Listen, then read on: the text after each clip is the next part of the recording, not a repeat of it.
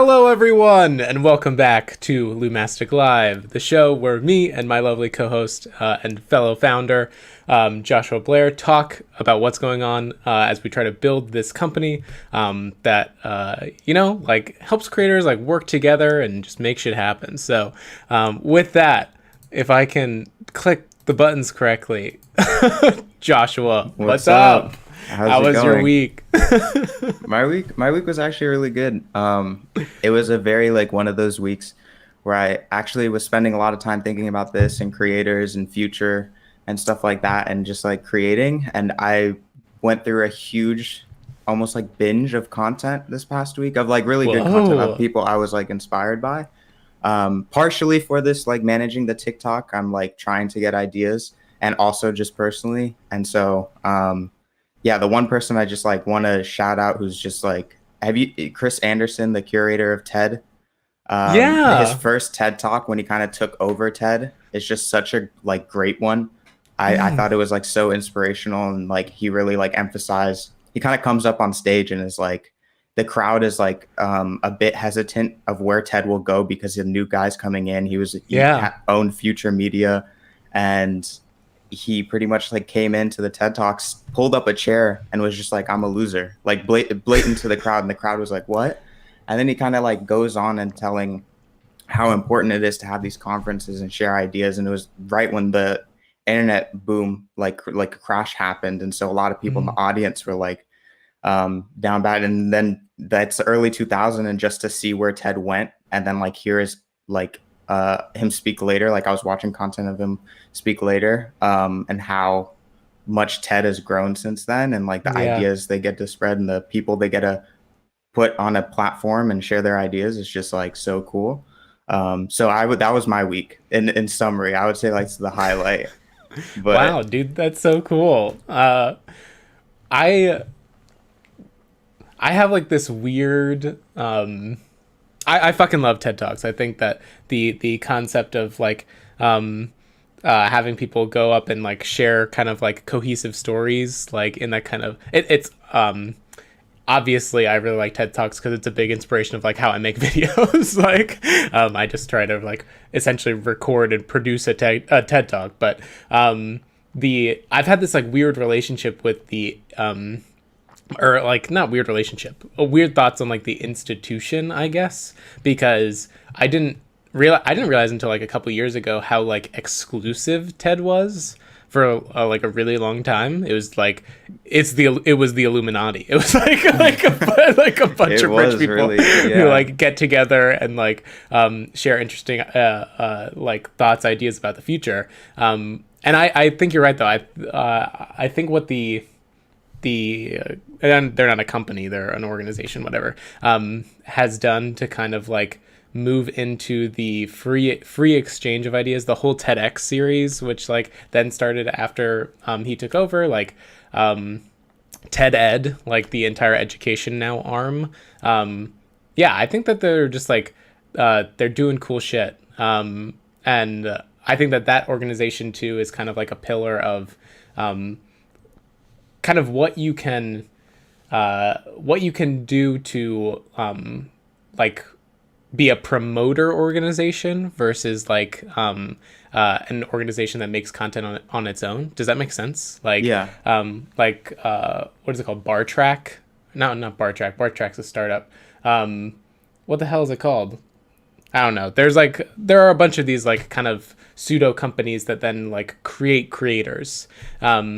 And I see TED as in kind of that way. So I'm interested. This is my long way of saying I'm interested in why the YouTube rabbit hole brought you to that place of deep diving into old TED Talks. When give me the connection points, connect the dots for me.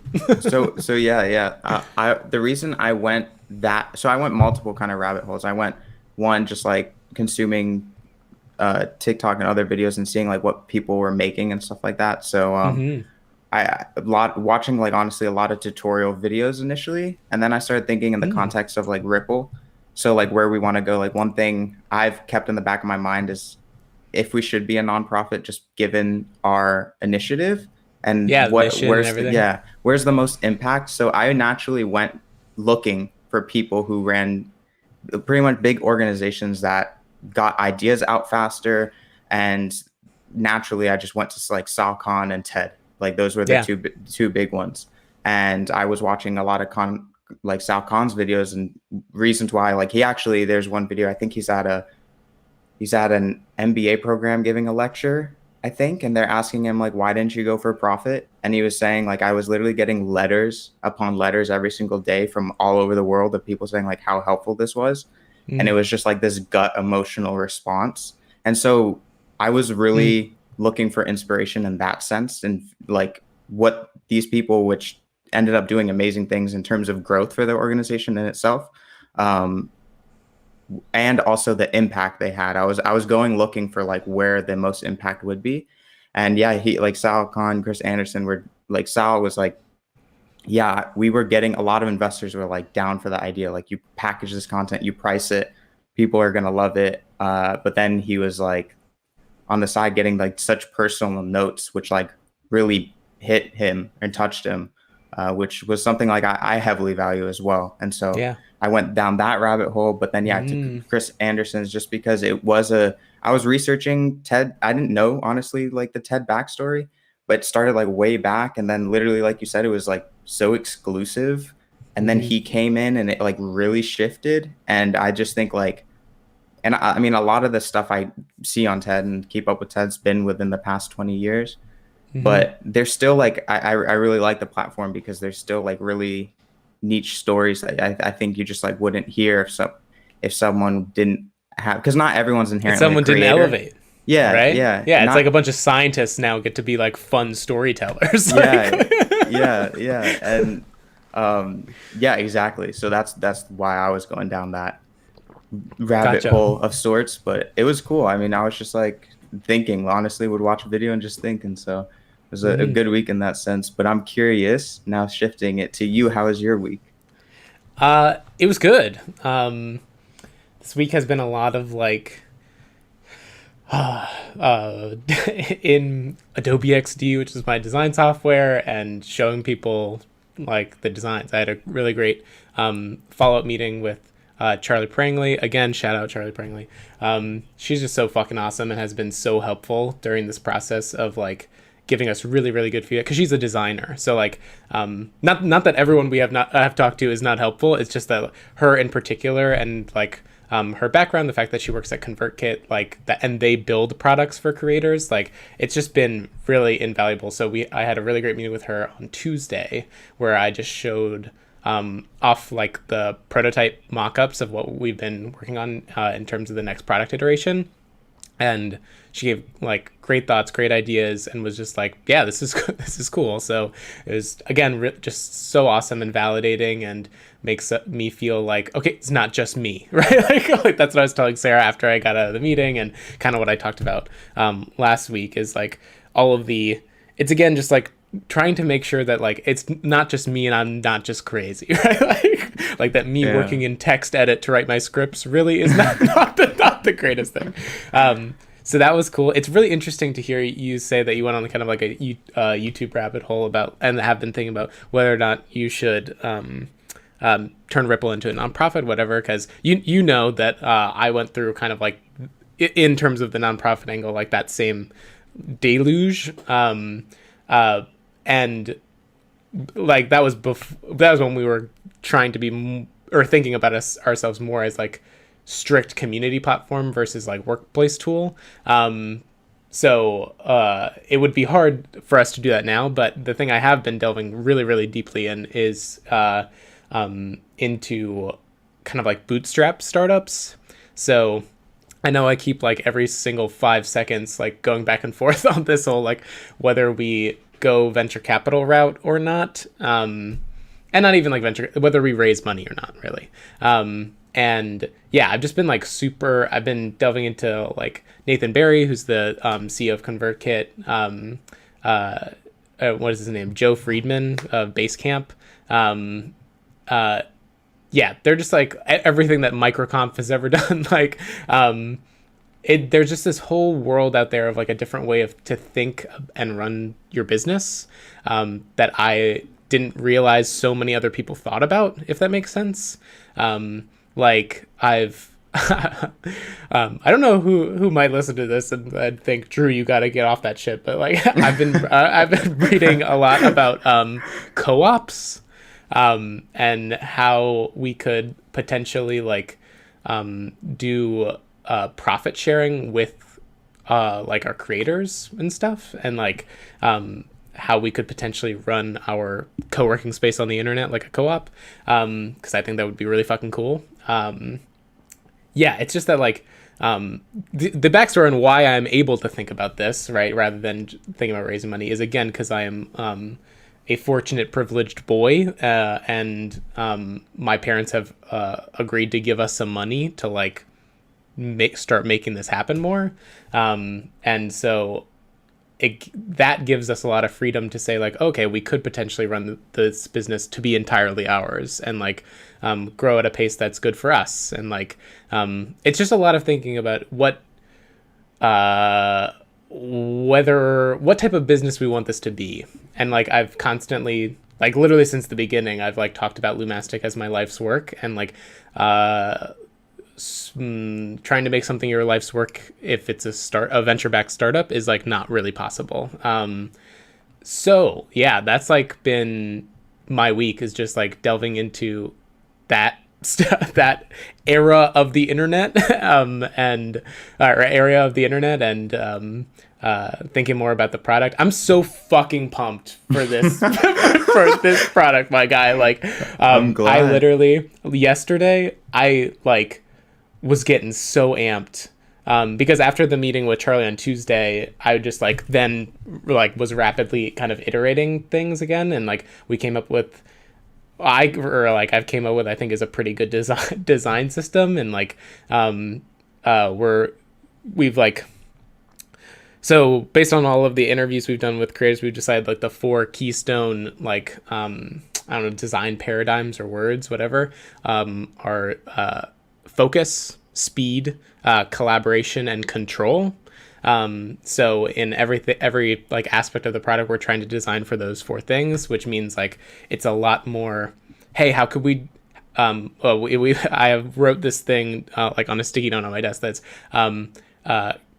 keep things on the keyboard, right? Like, so how can we teach people to actually build in and also use keyboard shortcuts rather than like constantly having to mouse click, right? Like it's just a lot of cool stuff that like is fun for me, because we now can like directly build something for more people than me, and like what that means is we're way more informed, and it's easier to go talk to people. It's like it's been so freeing to say like, rather than going for makers, creators, and entrepreneurs, right? Like right, as like a big giant segment, it's like, let's focus on like one area, right?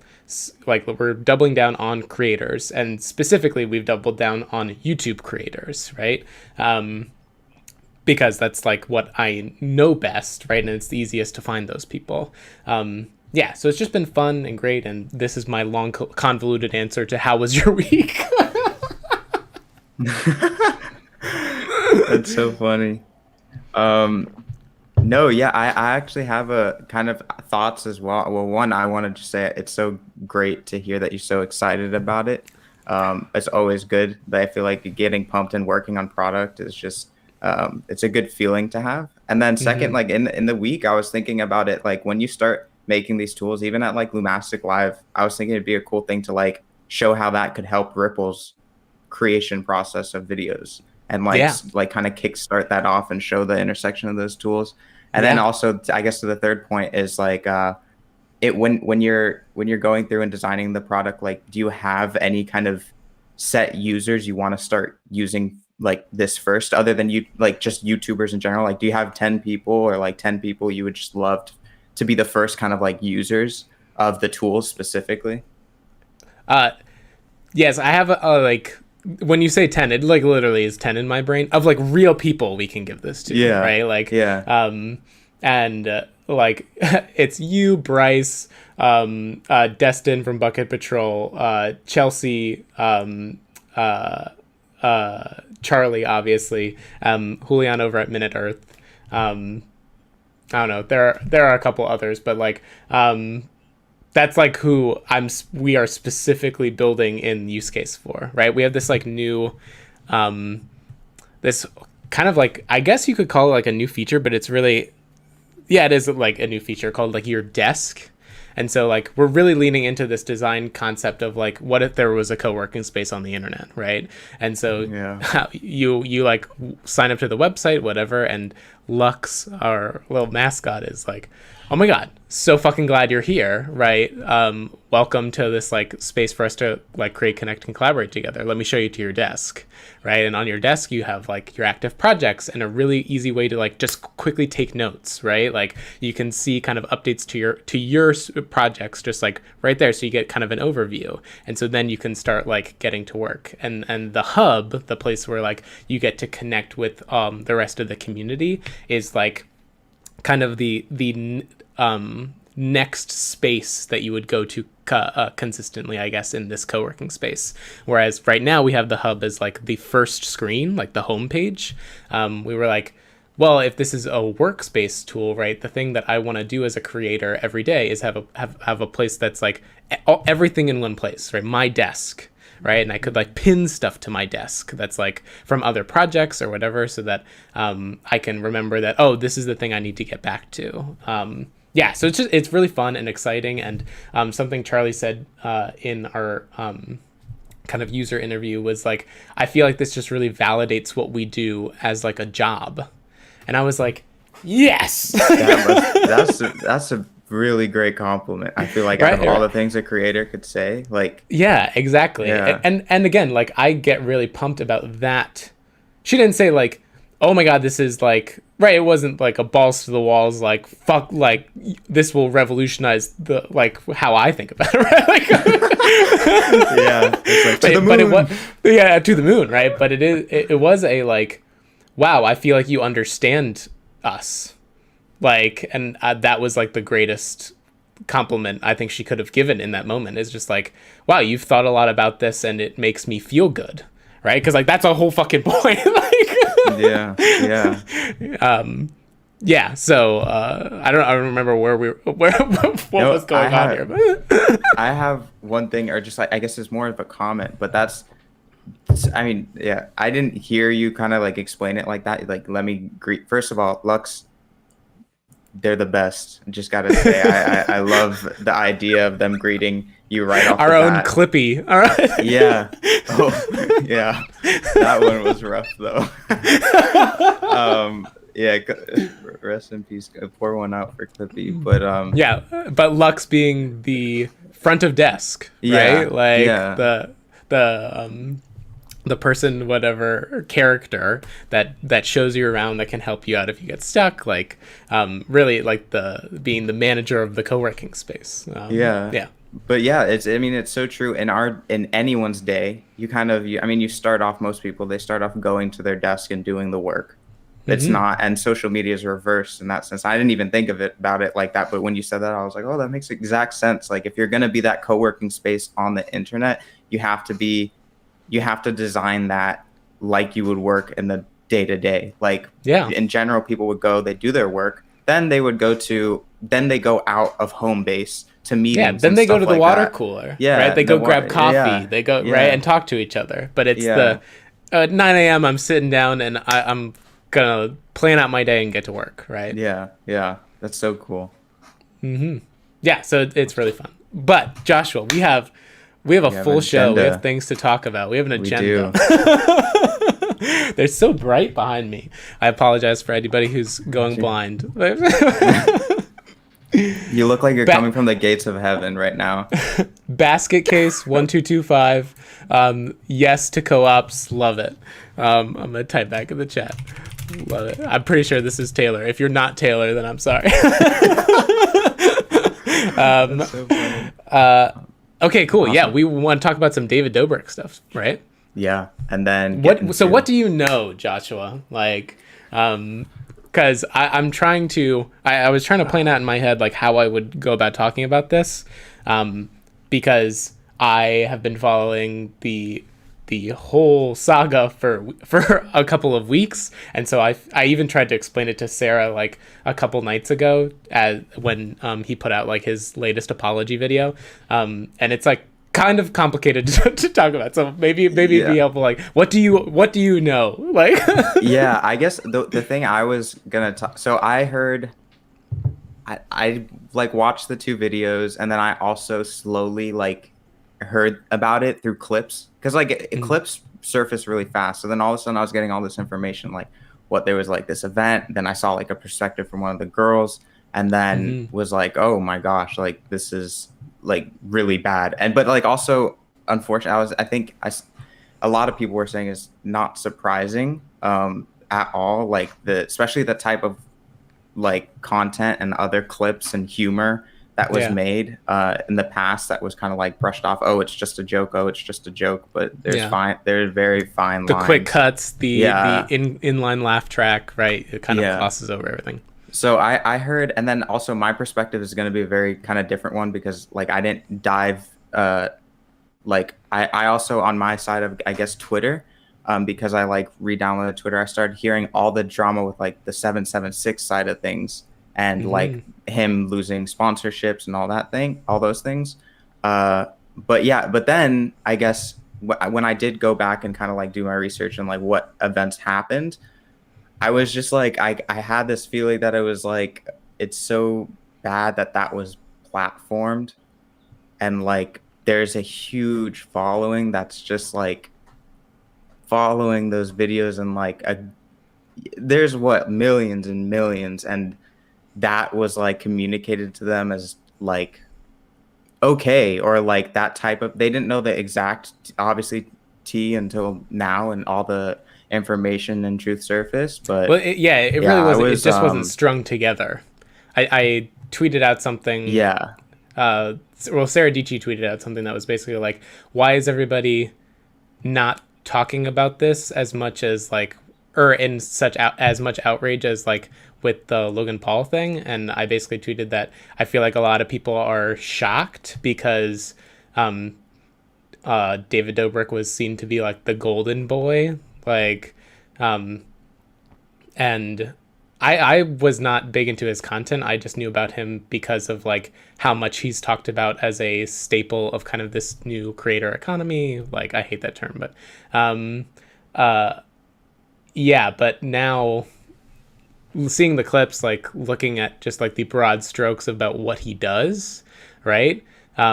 It's like obvious. Like how did we not pick up on the fact that this guy that cuts all of his videos so that it is 4 minutes and 20 seconds, so haha 420, right? Like total frat bro. Like, how did we not pick up on that guy would be making like extremely malicious, toxically masculine content that like preys on a young, not even like that young of an audience, to be honest. Like Logan Paul, Logan and Jake Paul are really going for children. David Dobrik's going for like this weird segment of high school college student, right? Where, you know, like you're still trying to figure out who you are, and there's a lot of like social pressure, and so him making stuff like this, you're right, was platforming and normalizing toxically masculine behavior of like sexual assault and rape. I'm saying that instead of saying essay and R word because we don't have an audience, so I can say those. I'm not worried. Yeah. I'm not worried about us getting shadow banned because 5 people will see this anyway. Yeah. Put it perfectly. And I think it's important. Yeah. Like, I think it's kind of, I think it's important that we like actually say,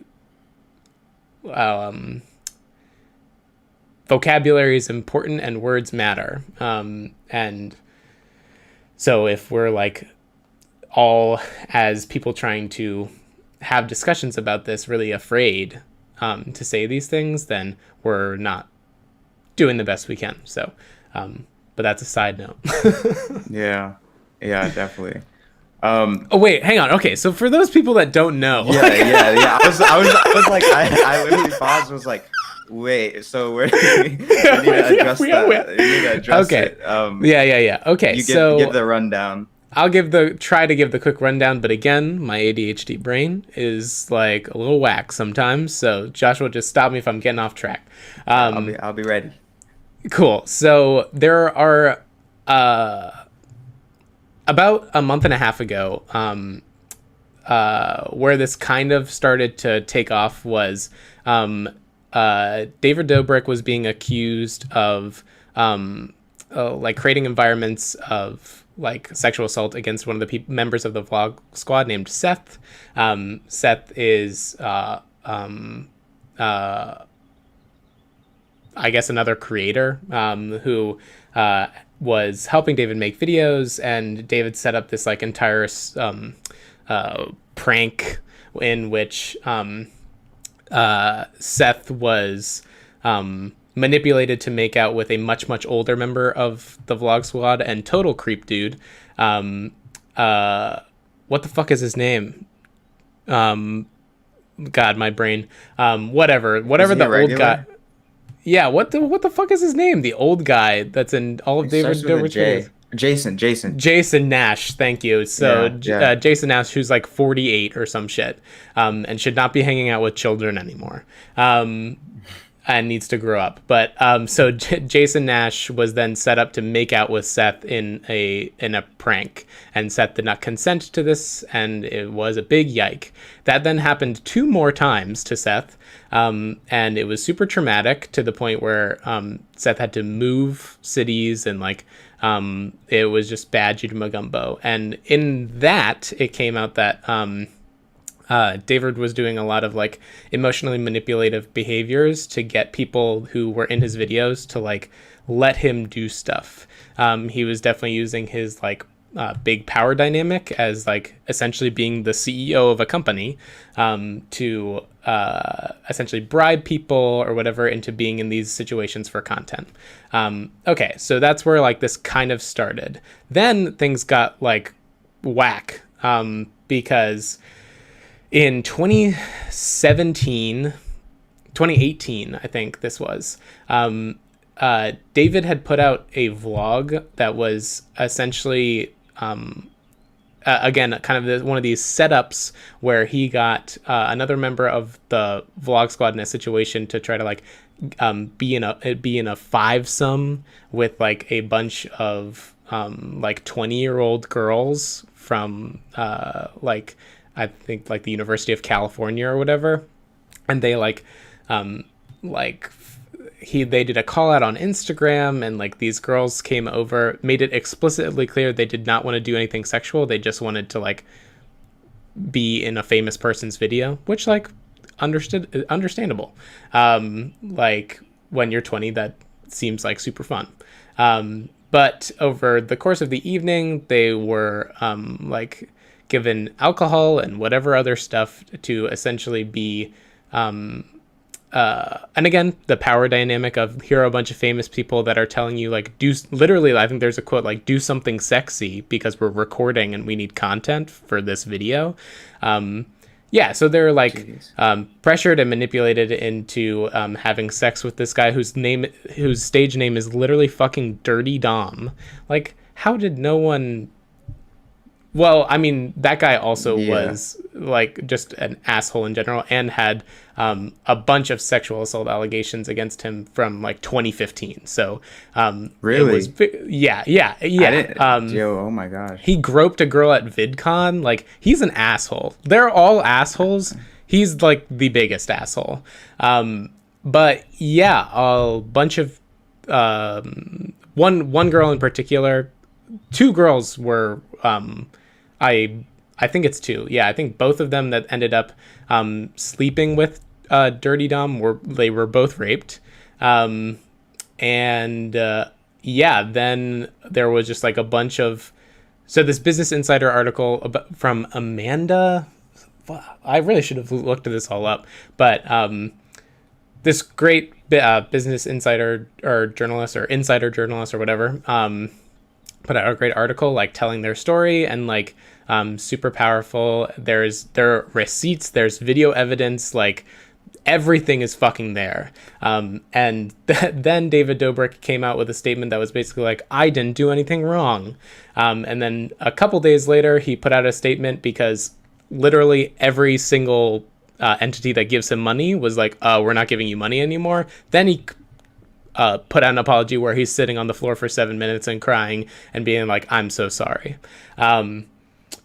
So that's the catch up. That was a good summary. I didn't even know like that whole chronological like timeline or the whole timeline of things. Yeah, and I want to give a huge shout out to the H3H3 podcast, Ethan and Gila Klein, as well as Trisha, I don't know her last name, who were literally the ones amplifying these stories for about like a month and a half. I feel like they did a really good job of using their platform for good things, and I'm just like proud to be a subscriber of theirs. Yeah, they platformed the things that needed to get out, which was exactly. It was the counter that was needed for that. Yeah, exactly. I will say, like, something I said to Sarah when I was describing this whole situation is David's last apology was, I would say, one of the better YouTube apologies I've ever seen. And I'm not trying to like pat him on the back. He's an asshole and should be deplatformed and needs to like take some time to learn how to be the leader of a huge multi-million-dollar business before coming back to this thing. But I think he knows that now. And like, I'm saying this all like I would do, like, be any better. I'm not in that situation. Don't know. Just know that that's what needs to be done. But in terms of his apology,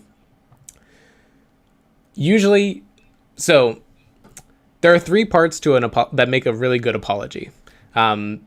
It's, I'm sorry. It was my fault. What can I do to make it right? And usually when YouTubers make apology videos for like shit they've done, they do the first one.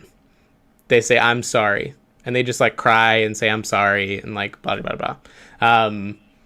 This one, and I again, we need to frame that like the only reason he made this is because his business is now in turmoil and he's no longer making money, right?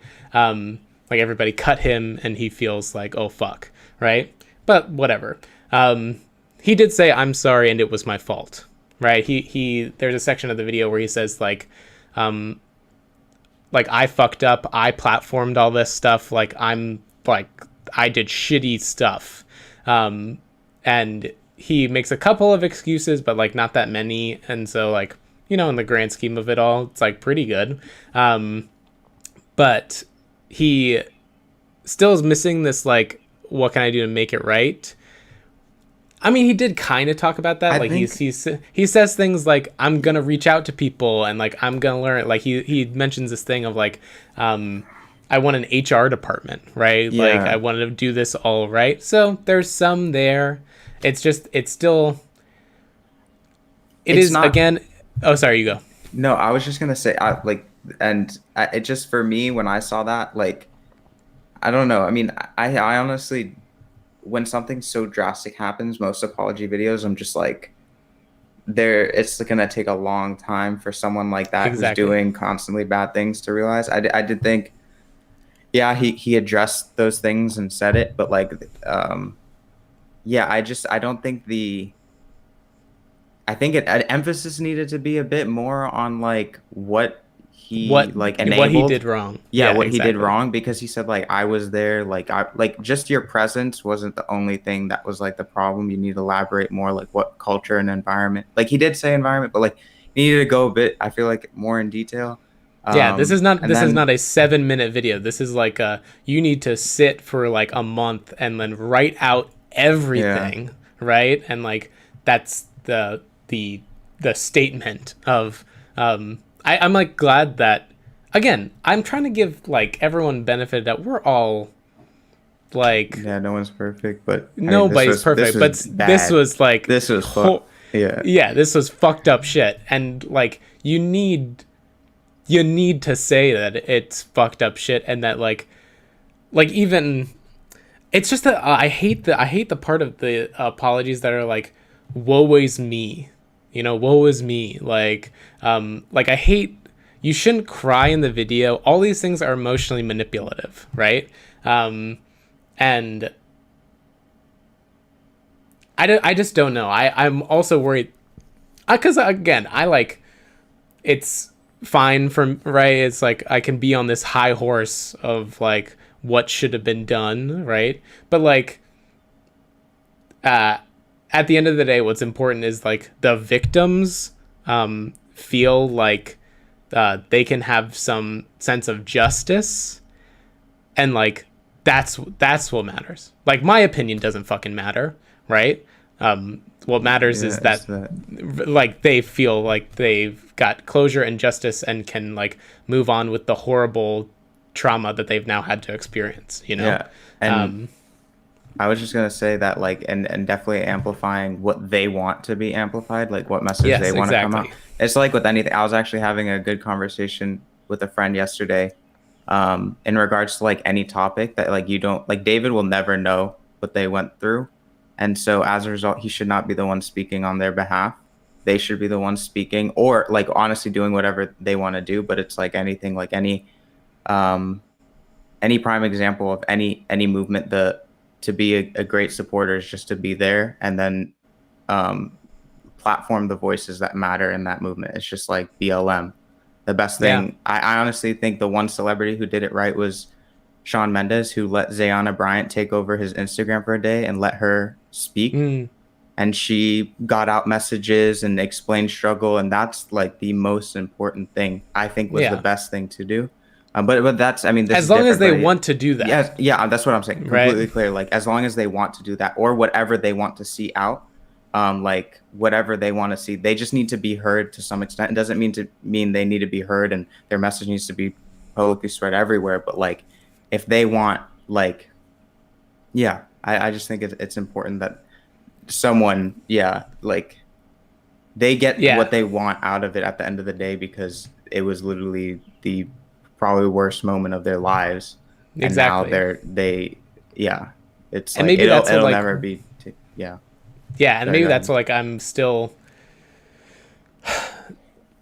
like trying to figure out in terms of my, I don't know, opinion or whatever. Again, it doesn't fucking matter. I'm like an idiot with a camera. Like, um, uh, the I think what's putting me off is that like the apology video was made as an I'm sorry. At least this is how it feels. Again, I've only watched it like a couple times, but like it felt very um I'm sorry to the audience. Like I'm sorry I failed Oh, you that's a good all, point. That's a really good right? point. I'm sorry I failed you all, my investors. I'm sorry I failed you all, the brands, that, right? Like that's how it kind of I think felt, it came across, because um he mentions in the video like I'm going to be reaching out personally and all these things. Like you don't fucking need to tell me that, right? Like you need to go do that, and you need to say like you need to make it right with the people that you've hurt, right? Like that and then you come back and tell us like here's a 30-minute video showing like even as much as this was totally a PR stunt, like what Logan Paul did after his apology with the suicide force thing, and then he made that whole documentary about like mental health and struggle and all these things. I felt like that, at least, even if it was performative, like it at least showed I'm going here, follow me on the actions as I try to be a better person, right? And like here are all the things that made me a bad person, right? And this whole situation, especially because it was preempted with so much, like his lawyers were trying to like sue Insider so that they couldn't run the story, Who, David like Dobrik's? yeah, like Oh, so much horrible shit. They were like taking down videos and doing DMCA requests, and like it was just so it something I talked to Sarah about was how like, and in I guess like last week's episode or whatever of Lumastic Live, we talked about this transition of people starting to see I'm gonna be a creator not as like I'm gonna be famous, but I'm gonna run a business. And Colin and Samir mentioned this in the video that they did about David Dobrik, which I think is fantastic, and we should leave in the description. They basically talk about how like this is a moment for us as an industry to grow up and to start thinking like, because I'm like so scatterbrained, but like what I find really interesting is that this wasn't a Gawker article, right? This wasn't a tabloid. This wasn't whatever. This was like fucking Business Insider, right? And that's the signal of like, this is as if this is like this whatever same publication like sphere arm that did all of the like inside like Uber stories where like the CEO was like completely being just like a total fucking dick and asshole, right? Like this, congratulations, David Dobrik. You're not a 26, 29-year-old just vlogger, right? Like you're the CEO of a corporation, right? And you're going to be held to that same standard. And like, you need to treat these situations like you've created toxic business culture and you've like fucked up employees' lives and like you've traumatized individuals and you were like shitty to your customers and like all these things. Like, yeah, it's the like that's where we're at now. And I think that's really important to... Sorry, go ahead. I was going to ask you a question that I actually had in the back of my mind. Obviously, I see you're way more in touch in regards to like just creator space in general. And so like that type of content that was made, and this is something I was thinking about, but like a lot of it is still out there on YouTube and is popular. Like it's not just a one case scenario with David Dobrik. Like there's so many videos. Like So like in the what do you think like in this creator transition? Like do you think it will transition away from that? Because there's still I don't know if it's a cultural thing, because there's still a lot of like systemic problems in like just our culture. So like it comes out in like the popularity things, but then it comes back into cycle into it and feed people, you know what I mean? Like if that makes sense. Like there's problems culturally. These people, they get a big platform, they do something really bad, that gets to an audience, they don't get checked for a while, that audience then does similar stuff and that behavior is reinforced. And then it's almost like even some people who are like doing well, it's like it's always like the grassroots movements, like really close local, but like to like I always think that they should be like, it's that thing of like other voices need to be amplified, and I don't know why it isn't like that. So I'm curious, when you mentioned that transition, like where do you think that will go in regards to this kind of content? Because like they're gonna start seeing it like businesses, but I don't know if this is very naive or like honestly maybe just wrong of me, but like I don't honestly see a benefit to this content at all. Like, and not just like, well, the benefit is this.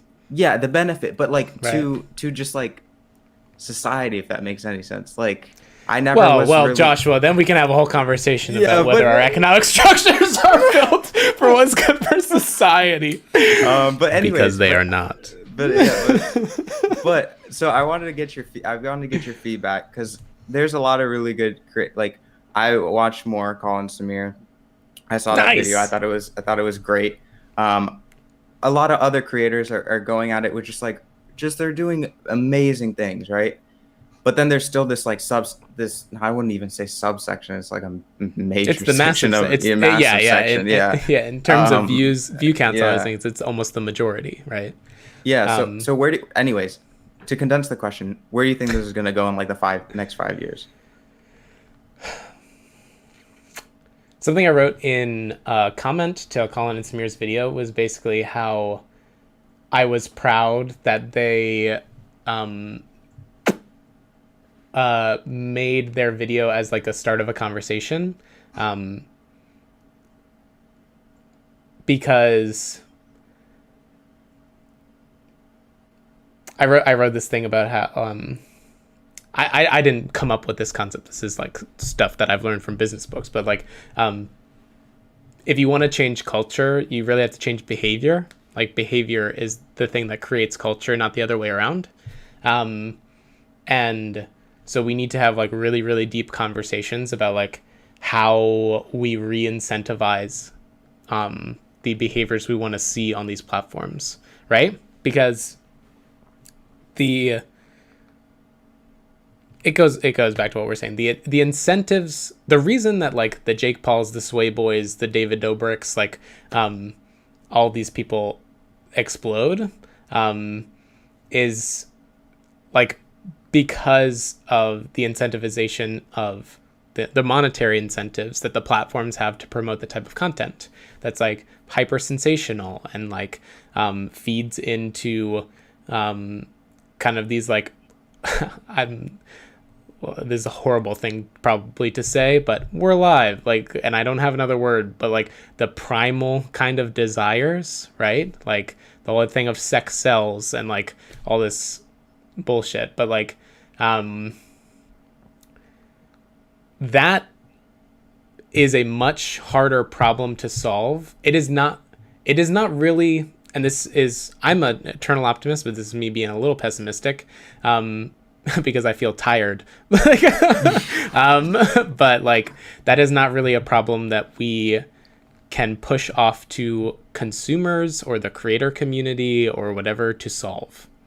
It is unfair and a bad plan if like that is the plan, because just telling everyone, hey, don't watch that stuff because it's bad for you and for other people, is like not right. It's like the whole reason that we haven't solved climate change by saying, hey, everyone just recycle, like right, like shop more local, right? Like it needs to become like cool in a sense. It's just like, I mean, I hate to bring up that example. It doesn't even need to become cool. Like cool is not like again, cool is culture. Yeah. Right. It needs to become the default. Yeah. Right. Exactly. Doing the other thing needs to actually be harder and worse for you. Right. And so if you again, the conversation like never, maybe we'll see it in a couple of weeks, but like the conversation that we're having right now is really important. Right. Like David Dobrik, fucked up shit. That guy Dirty Dom is an asshole and should go to prison. 10 out of 10.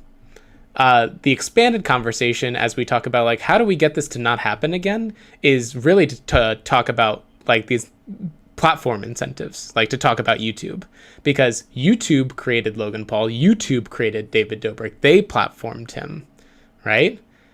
They're gonna say like, well, that's just like what people watch. Yeah. Right? That's just like how the game works. But like, fuck you, you made the game. Right? Like, you're an asshole for saying that. Like, I was literally thinking like heavily along those lines of like the type of the sponsors also as well that are like giving that end up like they play just a huge role in like giving them a lot of things. Like, I mean, just like in the startup space, you give someone a huge chunk of money, they're going to be able to do a lot and give it to a lot of people. Yeah. They're giving it to the wrong people. At the end of the day, and I just like and again, exactly. It's also the like it's like what the fuck is that guy from SeatGeek? But like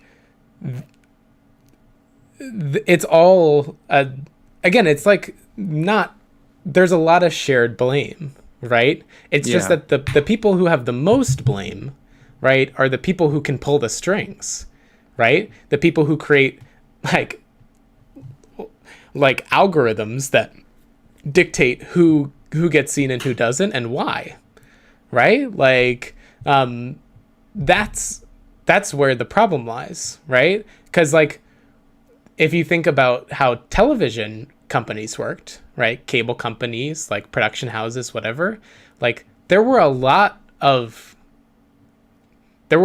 gates, and there were a lot of rules, and like the those structures, they did like systemically hurt a bunch of people, and like not give a lot of people that should have given a voice, but also kept out a lot of like shitty stuff, right? Like been rewatching sometimes like episodes of iCarly that were on Netflix, right? Like, and you can see right? You can see in iCarly and in Dan Schneider's stuff the seed a lot of similarities, a lot of little seeds, but it was always wrapped up in the family friendly, right? Like something's gonna catch on fire, right? But we're not gonna like blow up a house, right? Like, right? Like we're gonna slap somebody, right? But again, when we slapped somebody, it was fake. The production company was there. Like everyone had an agent that was like advocating on their best interest. Like there was a lot of structure in place to get to that point to just do a slap, right? Yeah. And well, again, I say this as somebody who like thinks it's cool that the internet lets us like do whatever the fuck we kind of want. Like the gatekeeping is down, but I feel still need some rules. And like, I know a lot of people are like, well, the rules then get rid of free speech and blah, blah, blah. I don't like buy that. I don't buy that like to protect people, we can't protect people, right? Because if we don't protect people, then or it gets weaponized against you if you're trying to not protect somebody else. You know? Yeah, I mean, I don't buy the zero-sum game. Again, it's the whole, like, if I win, you lose in business. It's not true. We, like, think about it as true, but it's not true, right? And so if we say things like, hey, you can't make, like, rape jokes on the internet, right? Everybody's gonna be like, blah, blah, blah. Like, I'm sorry, are you defending rape jokes? Like, what's the, like, what is the... and everybody's like, it's a slippery slope. I just like, and again, I'm 20. How old am I? 24. Like, I'm sure I'm naive. I just like, I don't fully buy it yet that like we can't regulate the internet. Yeah, I mean, it's if you think about it, just like the internet, amount of people on it, if it was viewed as something normal, there'd be a government running it. Yes, exactly, There'd be a Joshua. government running it. It's a fucking country. Like, yeah, like these are countries. Online. It's a country online. And again, I think that Hank Green, if you have not read an absolutely remarkable thing, which I'm looking at it right now. That's why I looked over there. That book lays out really well what the internet really is, and like how it changes society, and then how it should actually be playing into our systems rather than like just being another economic arm of distribution, right? Like, yeah. These are the places we live and work. And like the places we live and work, we all start to form structures to protect ourselves and each other and our values as countries, as conglomerates of people, so that we protect and I don't know, like it just makes it easier to be in a functioning society if people have like representation, and the like we get to control the incentives more than like just 1,000 people that work at YouTube, right? Yeah. Like, and I think there's a huge movement going with this. Luckily, I think honestly Europe is doing a lot of good. Like I noticed when I went to London to visit my mom, and my mom does a lot of like research into the data sphere. She really, I mean, as a family, we all collectively don't like these big tech, and so we have lots of conversations about it. But it's really interesting, just like even in Europe, like the more, it's not there. It's not to the point where there's that regulation, but like even like when you're using the internet, there's like basic things about like reporting, more transparency of like what they're doing, more transparency of like what you have to say, what stuff is limited, what and stuff like that. And it's just like, and then you go to someone who's like, oh, well, free speech. It's like, you know, it's like you want to limit really bad stuff. You have literally, again, it comes back. It's a country online, like it's a country online, a big country. It's the biggest country, and it needs to be like there needs to be like rules, regulations, a referee making sure people aren't doing of sorts, like making sure Exactly. like that And stuff like, isn't passed. yes, it's the different, like, fine for free speech, right? Like, I think like free speech, having public discourse, 10 out of 10. But there's a difference between like free speech and like everyone and their fucking crazy uncle being able to have a TV show, right? Like that gets broadcast to millions of people. Like that's the difference here. And like, if we as a society get to decide what goes on the TV show, right? Like kids content, you weren't allowed to like advertise to like directly to kids before I think the 1950s, and then they changed those laws, and now like consumerism is like taking rocket ship away, and like we're all fucked, right? Like I love the way you put things, Drew. so eloquent. But yeah, that's like really, that's what we're talking about here. And we just need to all wake up to the fact that that's what this is. And yeah, we can like all be fucking nostalgic for the days where then back in the day you got to like do whatever the fuck you want, right? But just like I talk about this when people are like, aren't you just so nostalgic for college?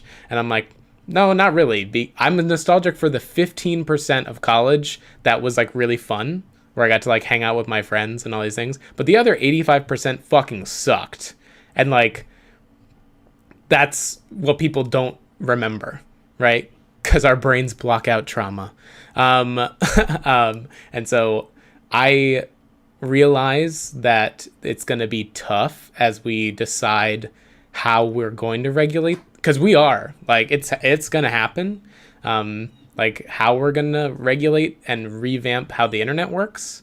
And I'm sure all the crypto people who ever maybe watch this are like all in a tizzy, right? And like believe that the blockchain can solve every problem, but at the end of the day, this is a human problem.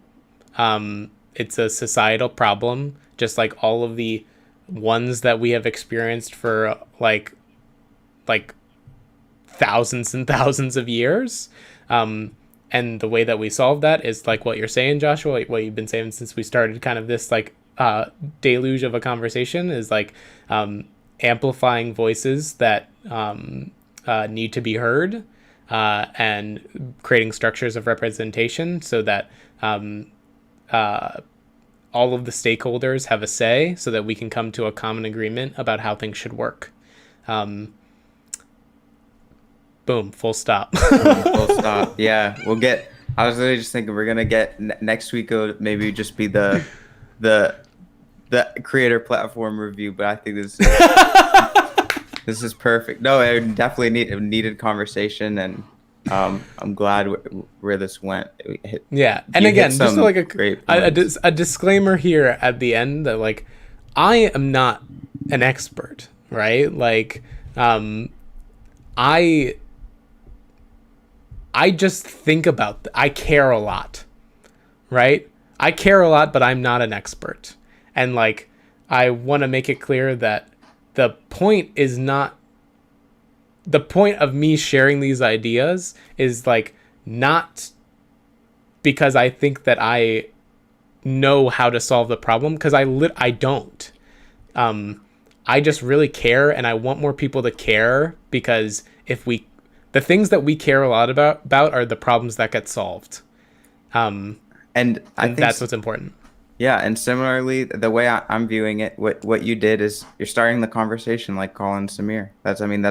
I appreciate that. No, but I mean, I think that's what's important in these conversations. You end it right. Like, we're not the experts by no means, but we're talking about really important things.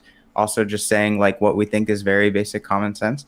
And then if someone comes and is like, but no, but like if someone comes and they're like, no, like you didn't say this, like you also need to consider this. Great point. Yeah, But great point. that's going to be the stuff that moves it forward. Exactly. And I love the fact that end conversations with, rather than being like, let me tell you, like you being the sheep, like let me spit some facts for you real quick. Like no, like everyone who gets on like a podcast like is a learner as well. Like you should just Exactly. you just be opening it up for more conversation, and then we'll we'll progress. That's Yeah. my optimistic mentality. I don't know, it keeps me sane. But yeah, I think this is a great point, and also some, yeah, just great conversation. Honestly, Oh, this was a really Joshua. interesting one.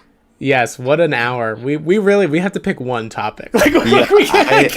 I don't think this three thing one is gonna. 'Cause Yeah, it's I know. We literally like, can't. We can't do three. it's We like can't do David three. Dobrik 5 hours later, and we're still on the live stream. My series is kicked in. Yeah, for real. There's just like, there's too much with everything. Like, and this is also my feelings of like what I've been delving into and what I'm so inspired by with other creators is how focused they are on shipping ideas, right? Like, and that's something that I'm grateful, Joshua, to you making this kind of like happen and keeping me committed to this space, because this is stuff I think about so much. And again, it is like because I want to get this stuff out there so that we have the conversations, and I feel like I am contributing to solving the problem rather than just like sitting at my desk and like being mad. No, I mean, I want to extend the like thanks right back. Like I feel like it's really good to have this even moment at the end, not even get word out, but digest it. There's so Yeah. much.